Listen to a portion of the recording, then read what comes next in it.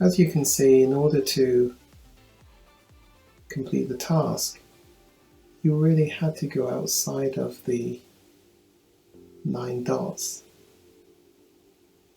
to do it successfully. And that's the point I'm wanting to communicate. I'm going to leave you with some teachings and some thoughts that may challenge your own thinking. Be willing to think outside of the boxes. When we first meet someone, we form a very strong impression of them within the first 40 seconds. We form a lasting opinion of them within the first 4 minutes. That's going to become quite rigid and entrenched.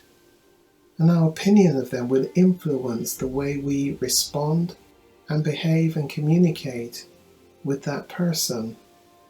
So what if within that short space of time we formed quite a rigid view? It's going to be impacting how we interact with that individual. And it will take a very long time to change those first impressions. What is that saying? We're making very quick assumptions which form our behaviours very quickly. It's rather unfair, isn't it, to the person concerned? Particularly if they are triggering of some of the stuff we're carrying up here from the past. The childhood development stages. 55 to 70% of what we communicate is actually what we are taking in through our eyes rather than what we are speaking. It is what we are seeing in terms of body language of the other person, which is the biggest source of communication, more so than the spoken words. In fact, only some 15% of what we communicate is through the words, the tone. What that's saying to us is that we need to pay a lot of attention to our body dynamics and what our body is giving off. The truth is, our body is often giving off the truth of what's going on inside of us if we're willing to pay attention to it, and certainly if other people are paying attention to it, they're likely picking up more of the truth of what's going on for us than what we're actually saying. I often say we can be very British, very English in our responses, in our communication. How are you doing today? I'm fine, thank you. Which is a total contradiction when we've got a migraine, we're on ibuprofen, paracetamol every 4 hours, and we're actually in a lot of pain. But we weigh up who it is that has asked us, and we don't want to inconvenience people, so of course the lovely British answer is, I'm fine, thank you. So we can train our brain to say the right thing in the right situation, but actually our body is contradicting what really is going on. Often our body gives us away and contradicts the words that are coming out of our mouth. Pay attention to body language. And so you know a lot of this now, don't you? Which is, you know some of the behavioral stance, the bodily positioning, the body's posturing, which will communicate some really powerful messages.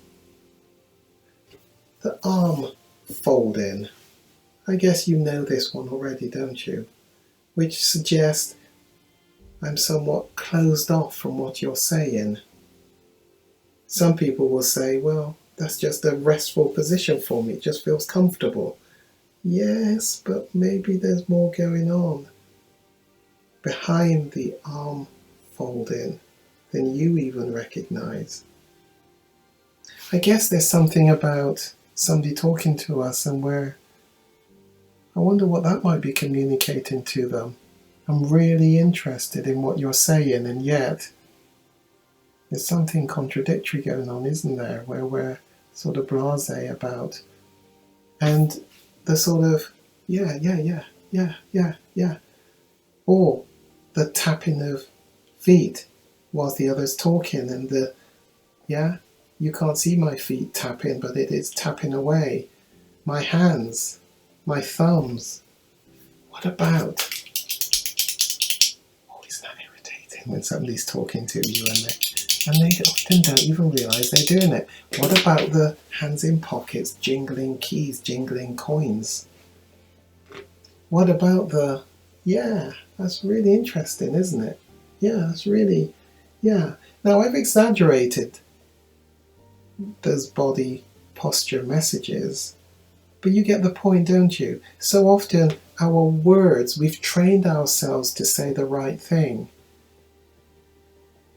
But so often our body gives us away. So I'm saying, pay attention to body language, because it's likely giving you bigger clues than what is being spoken.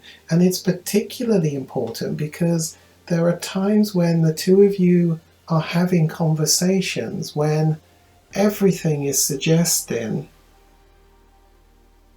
you ought to call a truce and an end to that conversation, because it's not really gonna finish well. Something has happened that has shifted the conversation, and you both know how it's gonna go, and you need to learn to agree to bring an end to the conversation at this point. And I'll teach you some skills about owning the conversation and doing conversations when it is a better time for both of you. There's a big difference between males and females. Single, but want to better understand why? Preparing for marriage, want to give it your best. Maybe you're in a partnership. The couple relationship has some issues and you want to address those issues. Maybe you're married. The marriage just is not working well at this time. The couple want to better understand what's going on. Think about a diagnosis, an MOT of sorts for the relationship. Want to limit the passing on of the issues to the children. The childhood development issues that get set up in childhood, and we take them into the adult relationship. Understanding those things can make the difference.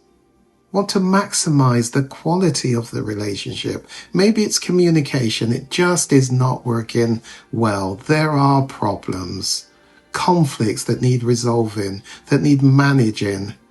Sex, one of the first casualties of any relationship when there's conflicts going on. Or is it just a sex mismatch? What's the problem? Maybe you're long time married, you've settled. You know you're not ready to settle yet. It could be better. Why not contact the Kairos Center today and consider the video on demand recovery program. You get videos, you get a workbook, and you can cover these at your leisure from the comfort of your home. Maybe book in periodical reviews with me from time to time. You can also do the program as a secure webcam, one-to-one couple with me sessions. Hundreds and hundreds of singles and couples have benefited from the content in the Kairos relationship program. Contact me today.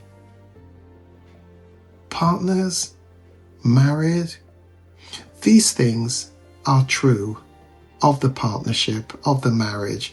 It's not just the coming together of two people.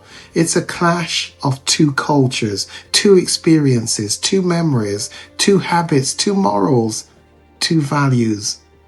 And that's a formula for destruction, says Dr. Miles Monroe. Somebody else, Dr. Creflo-Dollar, has said, marriage is the place of our healing. Don't leave it too quickly. And if I add my own comment, you're destined to repeat the problem, even in a new relationship. So work it through at this point. You want to be the best that you can be. Bring back color back to life without shame. Go on, send me a message today and change the trajectory of your life, of your marriage, of your relationship. Do it today.